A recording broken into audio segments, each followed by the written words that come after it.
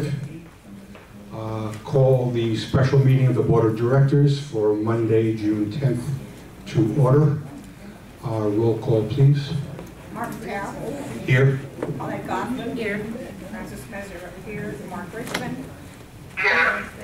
Sandy Best. Here. Al Everett. Here. Gerald Harrow. Here. All directors present. We have a quorum. Okay. Before we get to the agenda, just a couple of items I want to mention. Those of you who have not seen the notice, the clubhouse is going to be closed this Wednesday, Thursday, and Friday for tenting. So all scheduled social activities, including bingo and the Wednesday and Friday movies, have been canceled. And on a sad note, we've lost a long-time unit owner, resident, and friend over the weekend. Lori Feynman has passed. She was up in New York with family, and she passed away up there. Lori was an active member of community, always contributed. Recently, she was on the Sales and Lease Committee, and for the past couple of years, she was running the Aquasize 3 mornings a week.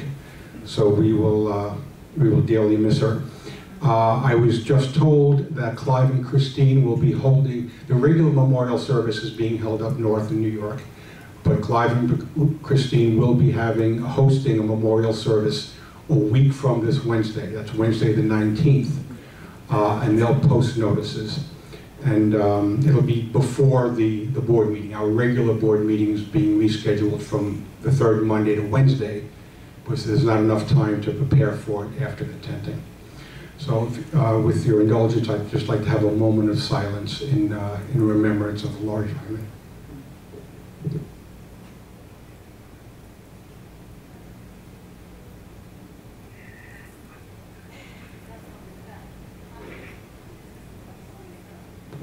Thank you. First item on the agenda is the clubhouse roof. Jason, if you could give us the overview. Good evening. Last week when we had the meeting, the board voted to accept Duralast as the type of roofing system that we will place on the clubhouse roof. We did get 2 additional bids for that particular system. We also have a letter from Duralast Roofing, Inc., which is the manufacturer of this roofing system, that is backing and recommending Todd Knapp, Inc. to be the contractor.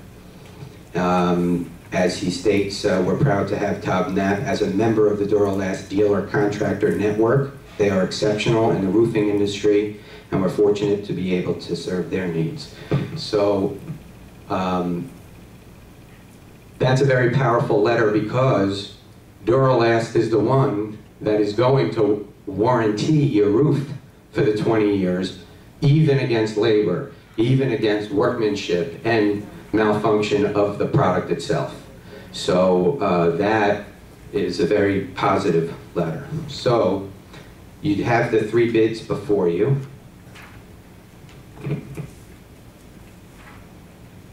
Jason?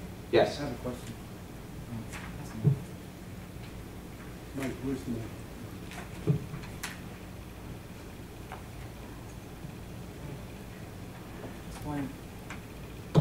Just wanted clarification on the price of option A, Todd Knapp.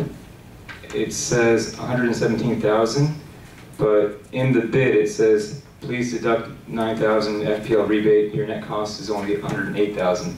Is that accurate? Yes, that's accurate. It's very important that you're fully aware of the price and what you're going to pay. We will get a rebate check from FPL afterwards, but you need to know that you're paying the $117 plus permit fees, etc. And then after it's installed, FPL comes out, they do their, and they'll be here throughout the process. Then they will cut a check as a rebate to us. Yes. The permit fees are standard. Doesn't make any difference who we go with. Correct. Permit fees or the permit fees, period. Yes, those pluses are going to be the same all across the board. So Do you have any idea how much the permit fees are? approximately $3,000, $3,500. If that's the case, I guess the motion is in order. I'd like to make a motion that we approve Todd Knapp's option A, the $117,000 for the recovery, given the fact that they're offering the same 20-year warranty whether we do recovery or full replacement.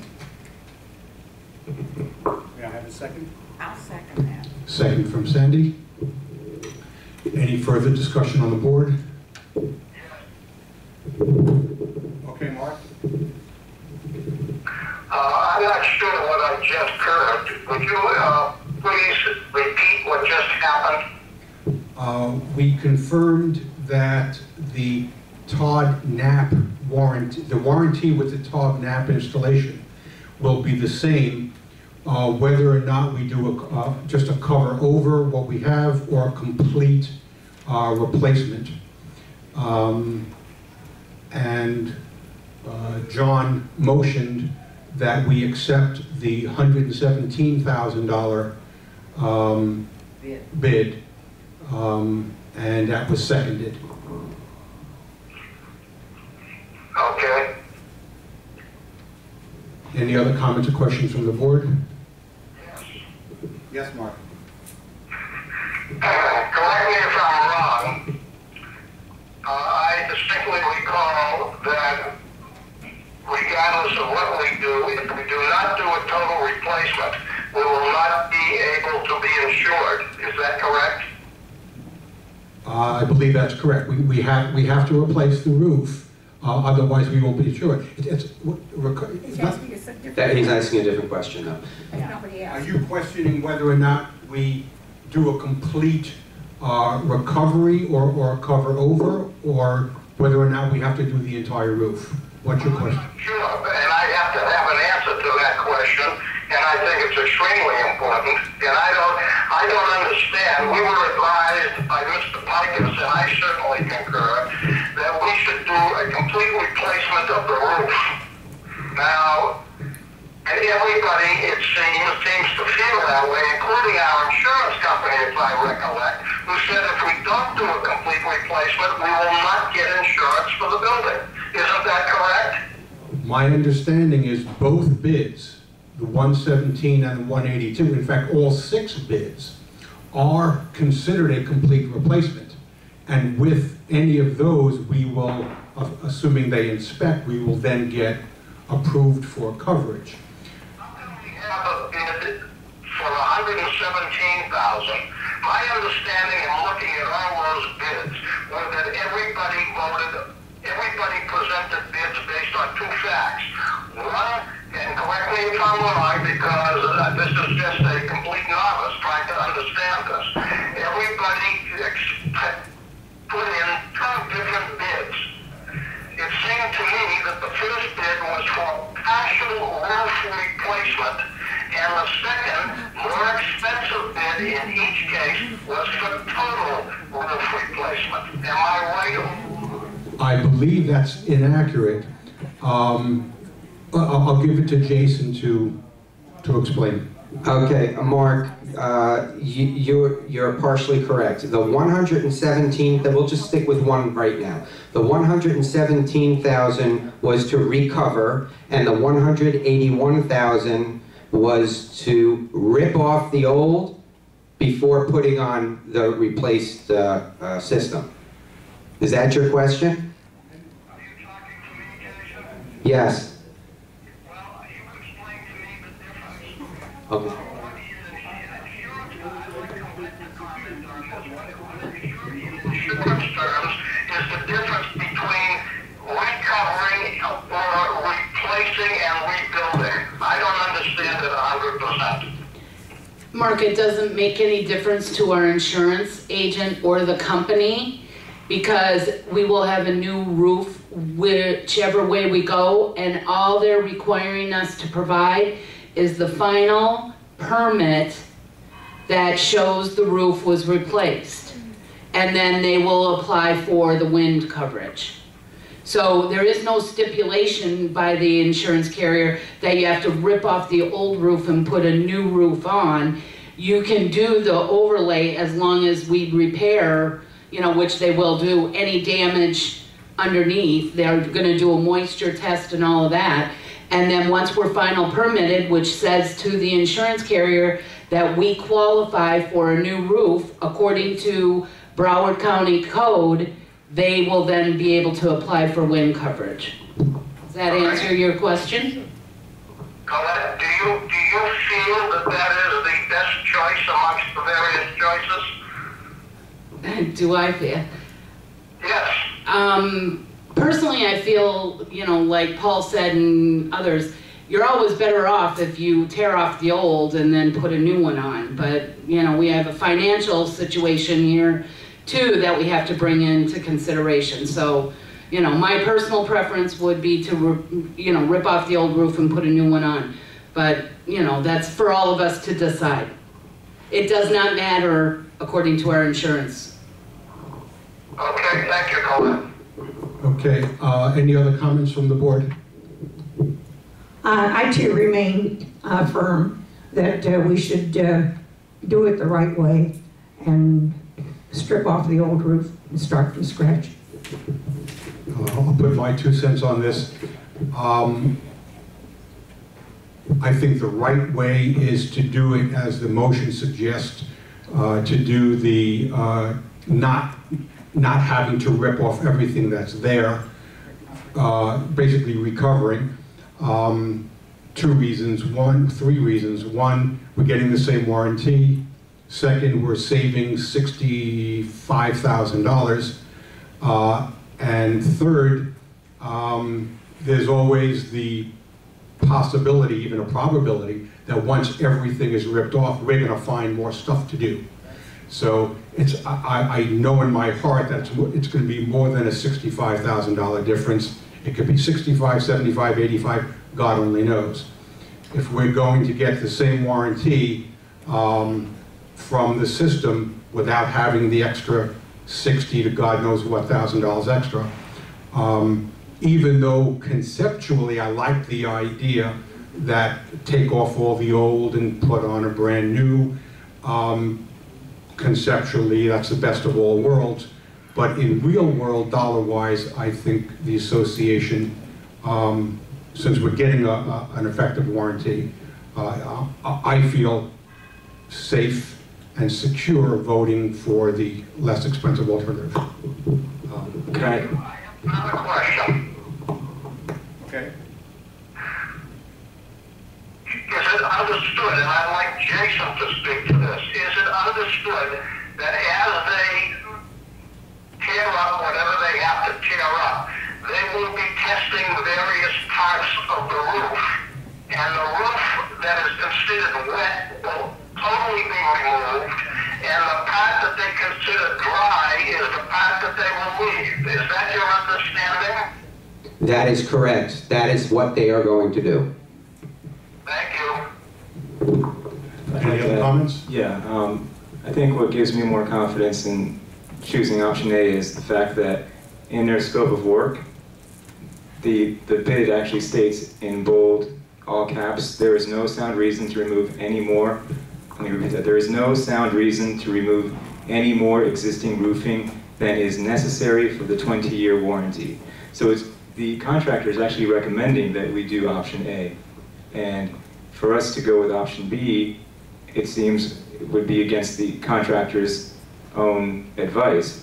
They're saying that they're going to provide the full coverage of the 20-year warranty, which would include if at some point in the future greater moisture presents itself, they would come in and they give us full coverage for removing those damaged parts of the roof and actually replacing them. Is that right, Jason?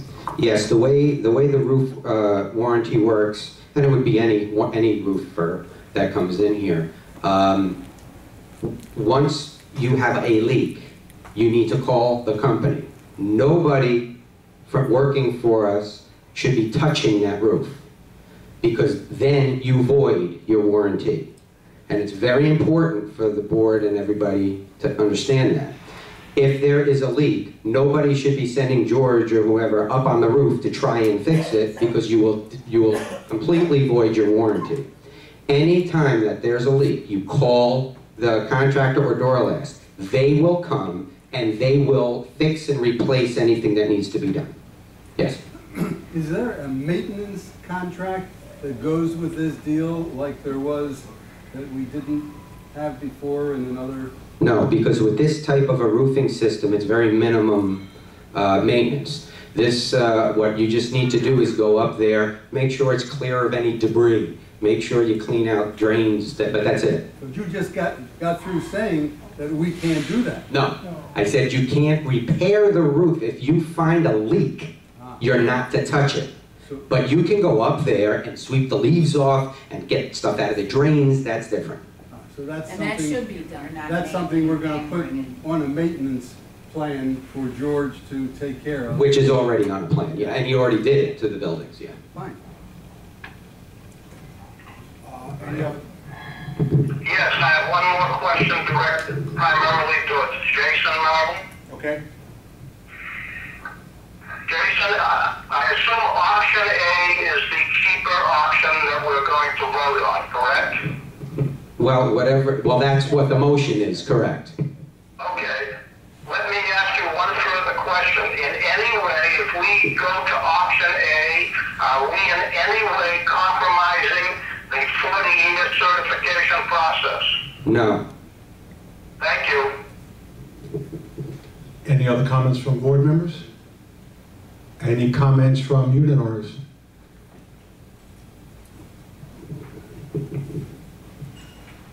Good evening, everyone. My name is Lisa Cochran. I think I know most everyone here.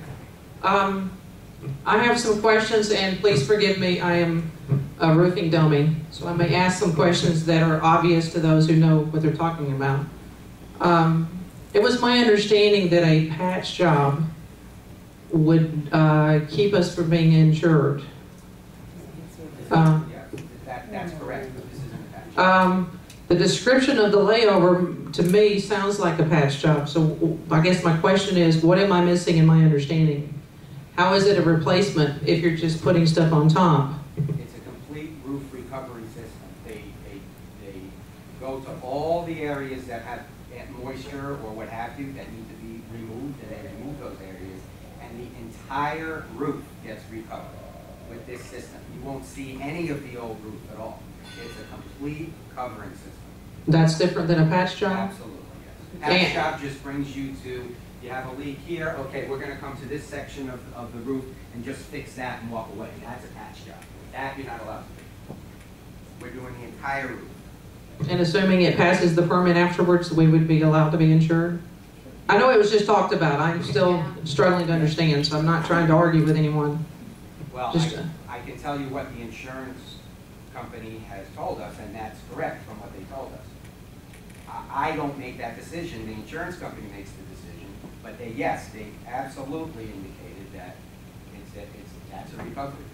That's a new system. So that counts as a new roof, even though it's not from one side to the other. It's only It's from one side. Yeah, to it the is. other. Removing the stuff that's They're just not removing what's under it. They're going right over Okay. the entire. Again, this may be obvious to everyone else. I'm just not sure I understand it. That's okay. The other thing is, I've noticed the clubhouse, right where the guard sits, there's been a leak the last few days. I guess maybe when it rained the other day. Is that going to be included? Because that's a relatively new leak. The one down the hallway is one we've had lots and lots of times. The recovery that is going to happen on this roof is all the flats. So I don't know where that leak was coming from. Was that leak coming from the vaulted ceiling? The vaulted ceiling doesn't get touched. So we'll still have a leak there after when all this work is done? I don't know about where that leak. Do you know where that leak is coming from? He's telling me necessary. I'll have to go and have to find out. I would have to go look, but what it does is it covers all the flat areas of the roof. Any area that would have a leak from the vault, we would have to have somebody else come and do a spot repair. Because the last time we had a leak, there were 2 buckets, or at least I saw 2 buckets. One was down the hallway and one's by the guard. The one in front of your office is on the flat. The one that you're speaking of in this hallway right here, where the buckets were, that's the flat. Both buckets? If they were in front of his office, That's one of them. The other one was by the guard desk. that would probably be the gable portion. We'd have to get up there and look with the roofer. I don't know. We'd have to get up there and look. Okay. We'll go up. Because I'd like to see that the existing leaks are taken care of. I mean, Yeah. thank you. And they'll be doing a full inspection of all areas of even not the flat roofs to inform us. Thank you for bringing me up to speed. Yeah. A good friend of mine who handles a lot of the roofs in Manhattan, the exact same type of roof, told me that they need to go in the evening to inspect that roof with ultraviolet lights. A special light, it's Michelle Tersigny, B3N, Mark. I was advised by him when I checked into the Door Life roof, or the name of it. He told me that he does many, many huge businesses in Manhattan. And he said depending on the square footage and different things I asked him about, and my husband was in construction with roofing for over 30 years. So my concern is, have they gone on in the evening after the sunset with an ultraviolet to check every aspect of the roof? And will they do that after? Part of what their scope of work is, they will, and that the purpose of doing that is to find moisture and to find openings. It's part of the contract. Yes. Any other comments from the, Jackie? I have a quick question. I don't need that, Jason. What has been done to the roof like 2 years ago? 2 years? Mm-hmm. I remember being back there in the pool and the roof was being repaired. I'm just curious. 2 years ago, what was going on? The only thing I know that you had done over there is some form of shingle work. Yeah. This isn't a shingle job. Well, Big Michelle, she was on the board, but she Okay. answered. After the hurricane, we had major damage. Shingles weren't staying on, scuppers, there was no drainage. We had all the scuppers replaced with copper scuppers, all the spouting around the exterior, plus the exterior, the peak parts, completely replaced. Thank you. Any other comments? Okay, repeat the motion, please, and call the roll. I believe the motion is to accept the $117,000 bid from Todd Knapp, option A. Todd Knapp. Colin Goslin? Yes. Francis Mesereau, no. Mark Richmond? No. Sandy Best? Yes. John Lambriola? Yes. Gerald Miro? Yes. Marvin Tao? Yes. Passed by a majority vote, 5-2. Thank you. Next item on the agenda is the tree trimming. Jason, can you give us the overview? Let me just shuffle my papers here.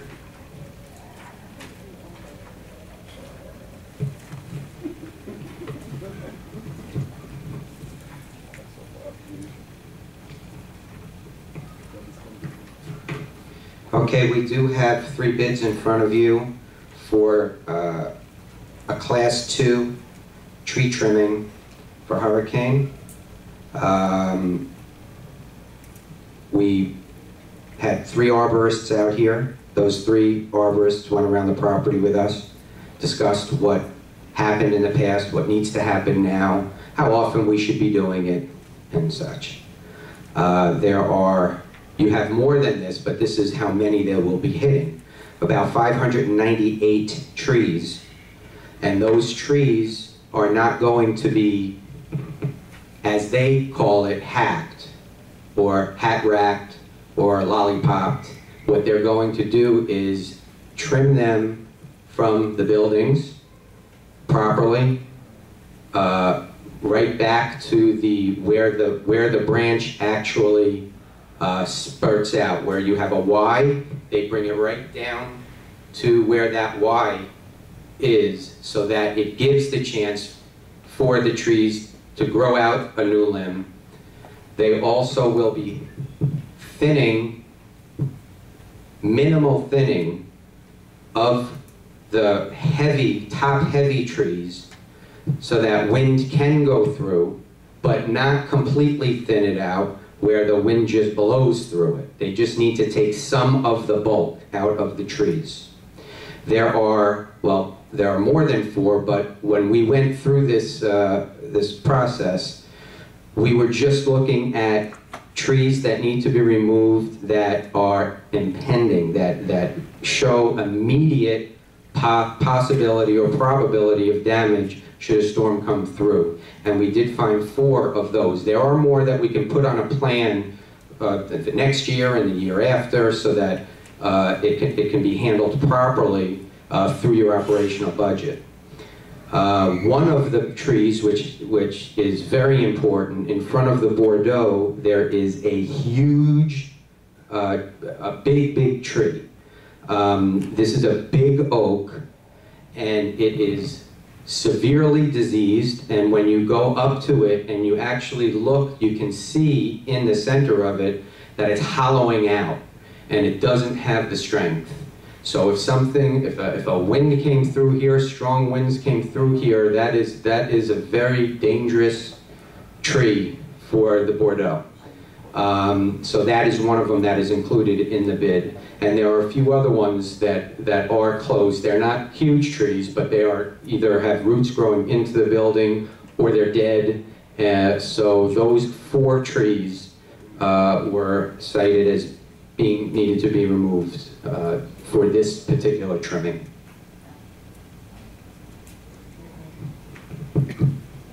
Okay, I'm going to start the comment, and I'm going to ask Linda for a comment. I was here when somebody from National Property Services went around the property and pointed out various problems and some specific trees that need to be removed, or what they were going to do, why they were going to do it, how they were going to do it. And I found it very valuable to learn about the process, and I was very impressed by this particular person's knowledge and her presentation. With us during this drive around was Linda Wilson, who at the time was chair of the projects committee. And I'm just curious, Linda, what was your impression of that drive around?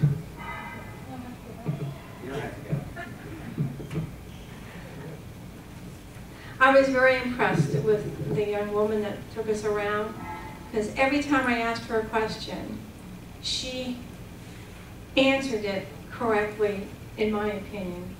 I looked at the trees that we have in front of the clubhouse, and I said, how can we save these trees, because they're lollipop?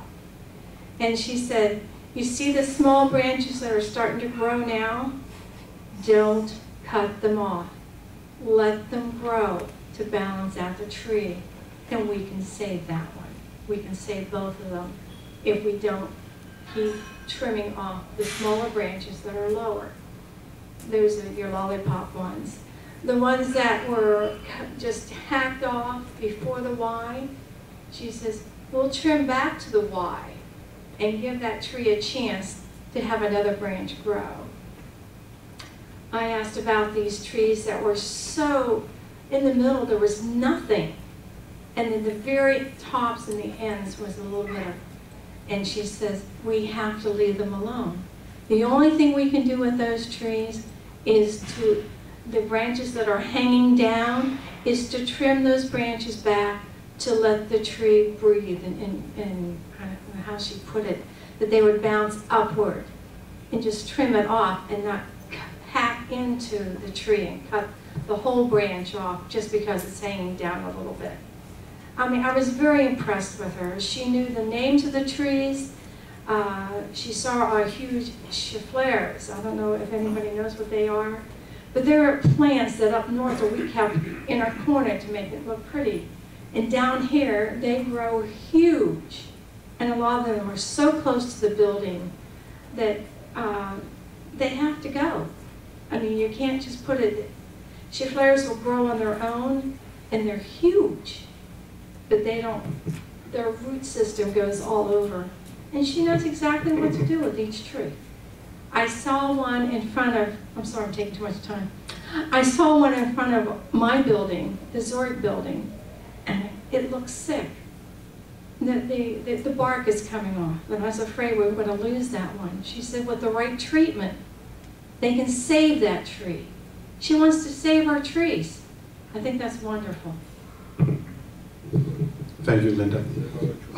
One thing this woman, I don't remember her name, that she had to say, which made sense to me, is that we plan ahead 2014, 2015, and going forward with essentially a maintenance